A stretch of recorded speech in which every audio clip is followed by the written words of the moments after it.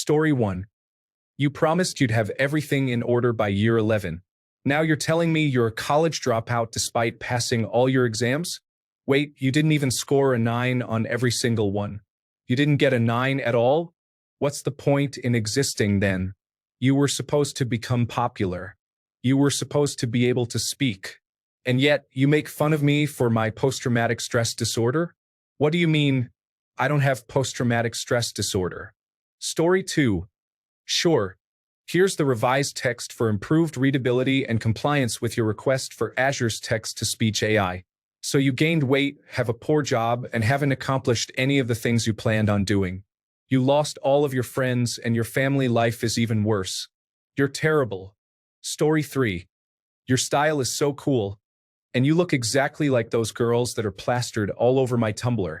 Also, I'm so glad you finally started having an actual hobby again and plan to turn it into a full-time profession. Congratulations on not having depression anymore and covering up your scars with awesome tattoos. I'm surprised you didn't get any more piercings, though. Story 4. Wait, so you have a PlayStation 5, your own PC, and you've had sex?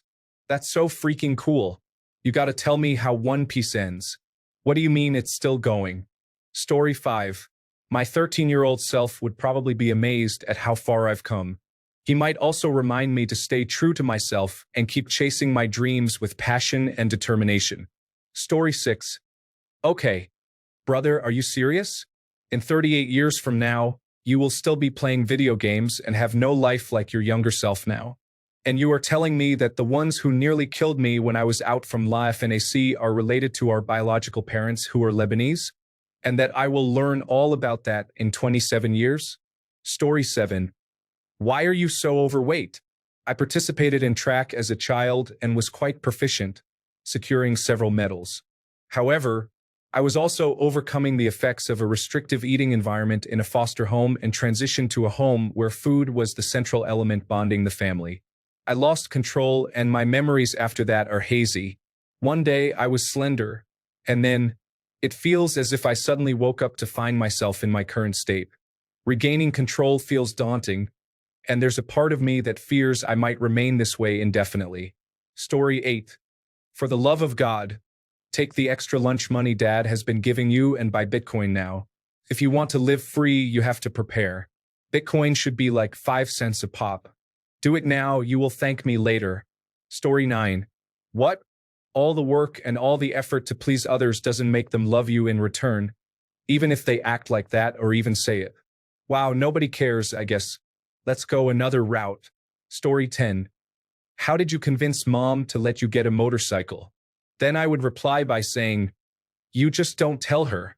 Then he would say, that's a bad idea.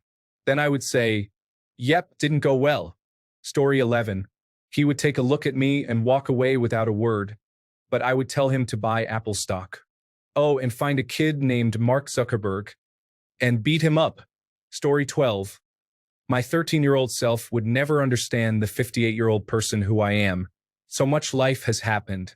So many experiences. I don't even know that I would value my own opinion from back then because I have learned so much. Story 13. I can almost do a tray flip. Well, I can almost pop shove it, and I can usually do a heel flip, so I can almost do a tray flip. You've probably got it down by now, right? Speaking of which, is Bam Margera still cool? Or did he sell out? Story 14. Do you smoke now? Hold on, we're no longer friends with our best mates from high school? Wow, because they did that. We earn that much money a week. We've got an incredible gaming PC with a good setup. And it cost that much. Story 15. So writing wasn't just to let out our emotions, it actually saved it. My 13-year-old depressed self would be proud to see me today. Not everything is solved, but depression is gone for good, and life gets better. Story 16. My 13-year-old self would be incredulous and intimidated. All her life, she was told she was worthless, that she would never amount to anything and she was better off dead. She was bullied and lived in extreme poverty. Bets were taken on when she would become a teen mom by her dad, sister, and stepfamily. She was taught not to ask for things and called a brat if she did. She was told she would have to settle for what she could get because no man would ever want her. She would never get a good job. She was predicted by her family to have 5 kids by 6 different dads, never marry, and live in a trailer park. She was also terrified of dogs. The woman I am now has a college education, is marrying a man who is becoming a doctor, has no kids but hopes for some in the future, owns her own home with a yard, has her own life, has friends, is alive, and has 2 dogs and a lizard. Is her life perfect now? No, but it was something her 13-year-old self could never fathom. Story 17. Depends on how much of my life the 13-year-old knows. If they had a full picture of my achievements, experiences, and current outlook on life, ecstatic and proud. Story 18. You really want to know? He would say something like, "What are you doing? None of this matters. You hate all of this. You swore you would never let this happen. Fix this. Fix it now. I am counting on you." Story 19. You've got that facial hair you always thought you couldn't grow. Do you have a cool gaming computer now? You look sad. Is life going to be okay? 13-year-old me would be shell-shocked by how much pep I've lost in my step.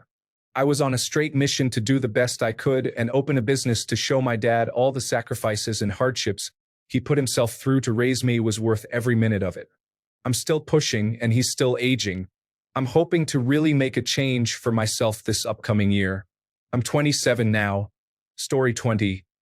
Wait, you get paid to go to parties, concerts, have met multiple celebrities, model, and get sent free cosmetics? And have millions of views on your Instagram? Is mom mad at us?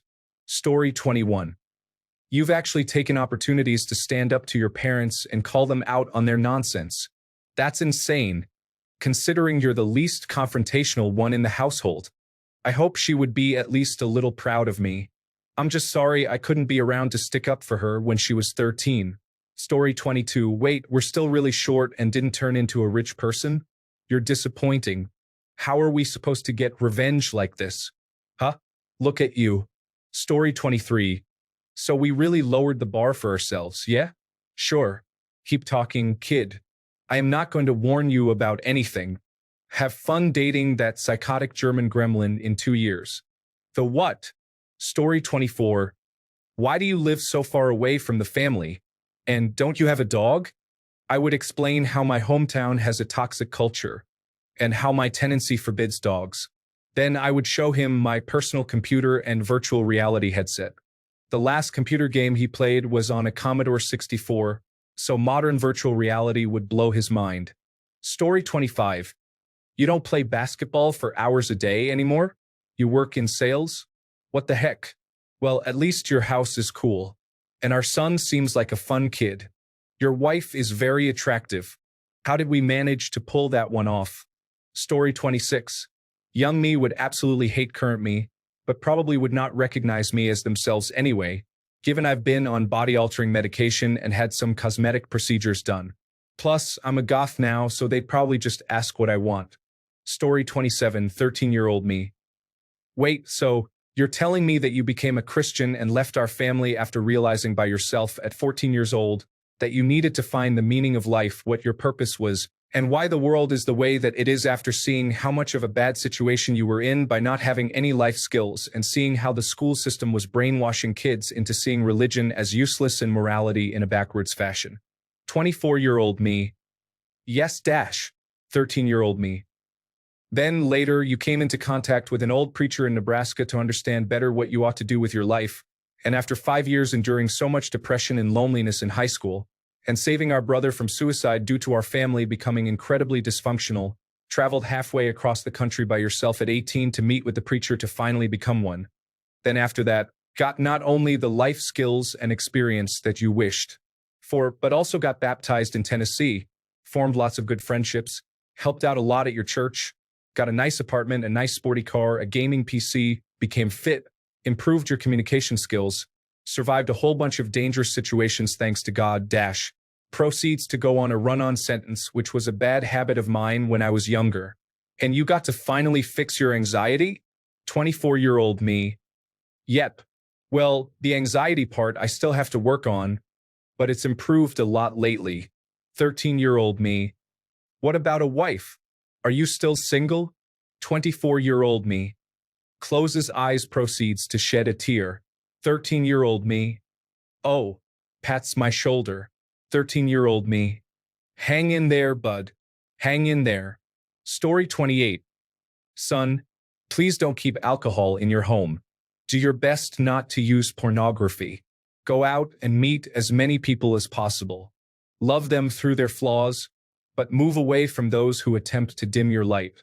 When you find a woman that you think you love, consider that you will have to love her without compensation. Then you will learn what true love is. If she does not love you back, be strong and accept this and move on. The biggest enemy to you will be yourself, not because he is bad, but because he is hurting. Help him and he will help you.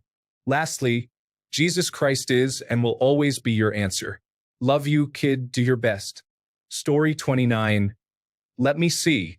Without friends, without a partner, without a home of my own, with facial paralysis, but with a good job, a gamer computer, and a sexy body from the gym, I won't say it's the life I was hoping for, but we'll be okay, dude.